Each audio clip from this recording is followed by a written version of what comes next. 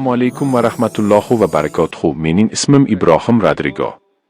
Men gazni filtrlash va barqarorlik bo'yicha mutaxassisman. Inshaalloh bu oxirgi savol bo'ladi, chunki biz ushbu sessiyani tugatishimiz kerak. Yaxshi. To'g'ridan-to'g'ri savolning mohiyatiga o'tishga ijozat bering. Men musulmon tadbirkorlar boylikka intilishda an'anaviy islom tamoyillariga rioya qilgan holda biznesda qanday muvaffaqiyat qozonishlari va shariatga mos amaliyotlar doirasida islomga aloqador bo'lmagan manfaatdor tomonlar bilan qanday axloqiy hamkorlik qilishlari mumkinligini bilmoqchiman.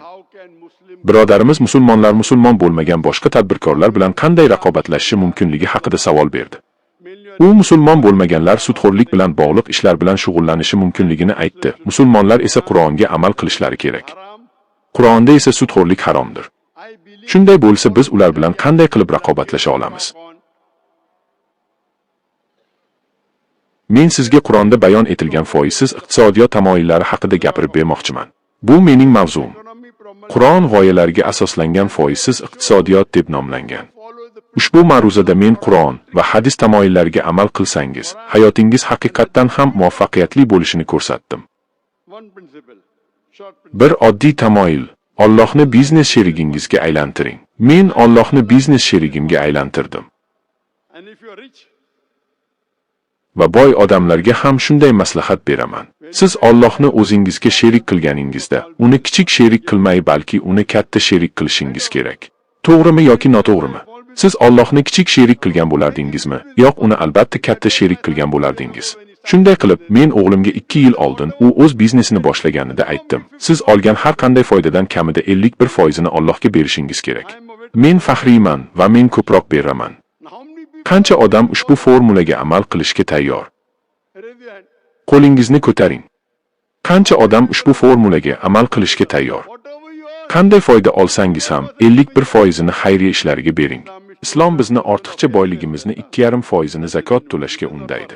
Bu farz emas, lekin menimcha bu yaxshiroq deb aytaman. Abu Bakr, Umar va boshqa sahobalar Allohning yo'lida qancha kuch sarflaganini bilasizmi? Alloh ulardan rozi bo'lsin. Ular bizning misolimizdir. Umar Allohning yo'lida boyligining yarmini hadya qildi. Agar siz ushbu formulaga amal qilsangiz, siz ko'proq narsani olasiz. Ehtimol, Alloh sizga zarar yetkazgan deb o'ylaysiz, lekin keyin nima bo'lishini ko'rasiz. Ishoning, men ushbu formuladan kasbimni boshlaganimdan beri foydalanaman. Men Hindistonda bo'lganimda Allohga ibodat qildim. Ey Allohim, mening boyligimni va hayotimni qabul qil. Men senga boyligimni va hayotimni qurbon qilaman deb aytdim. Va 2016-yilda hijrat qilishim kerak edi. O'shanda men butun boyligimni ortda qoldirdim. Shunday qilib, Allohim mening duolarimni yarmini eshitdi. Mening boyligim yo'qoldi, lekin hayotim hali ham men bilan. Ikkinchi yarmini inshaalloh Alloh tomonidan qabul qilinishini kutyapman. Biroq men ibodat qilganimda Allohdan Hindistonda yo'qotgan boyligimni qaytarib berishimni so'ramayman. Nima uchun?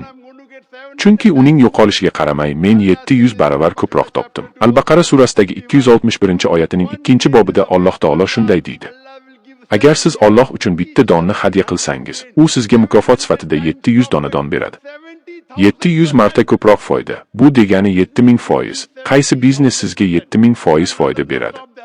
Alloh bu bilan to'xtamaydi. Alloh sizga ko'proq beradi. Shuning uchun hukumat olgan barcha pullarni men 700 baravar ko'proq olaman. Ular buni bilishmaydi. Mendan qancha ko'p olsalar, shuncha ko'p oxiratda olaman. Men hech qachon pulimni qaytarish uchun duo qilmaganman, chunki men 700 barobar ko'proq oxiratda olaman. Men yangi biznesni boshlaganimda, u 1,5 yil davomida hech narsa keltirmadi. Va shundan keyin Alloh menga yangisini berdi.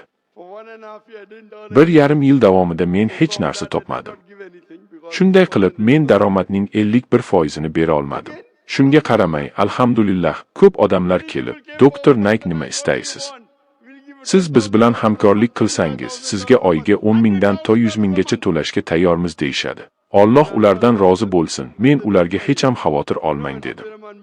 Bilasizmi, Abdurrahmon ibn Avf, Alloh undan mamnun bo'lsin, hijrat qilganida Madinaga hech narsasiz kelgan. Odamlar unga mol-mulkni taklif qilishdi, lekin u rad etdi.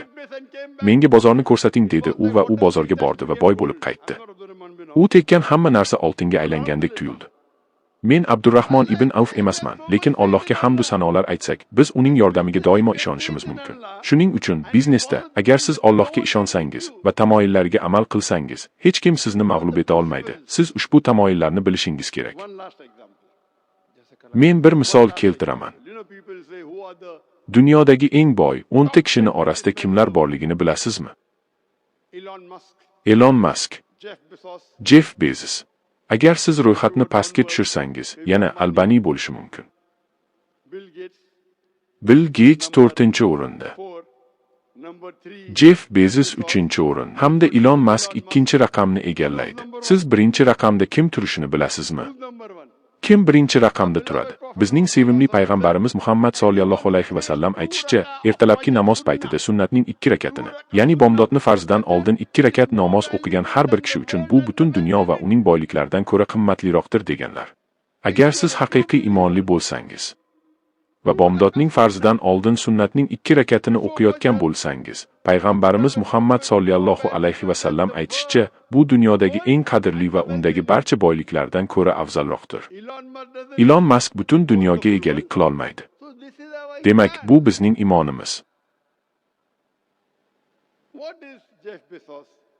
Jeff Bezos nimaga ega? Elon Musk nimaga ega? Men ularga achinaman. Oxiratda ular bilan nima bo'ladi? Ko'p odamlar ular kabi bo'lishni xohlashadi. Men esa hech qachon ular kabi bo'lishni xohlamasdim. Hech qachon bu yo'qotish. O'sha kuni boylik nima? Shunday qilib, agar siz Qur'onning biznes tamoyillariga amal qilsangiz, siz dunyodagi eng yaxshi biznesmen bo'lasiz va eng yaxshi biznesmen bizning sevimli payg'ambarimiz Muhammad sollallohu alayhi va sallam edilar.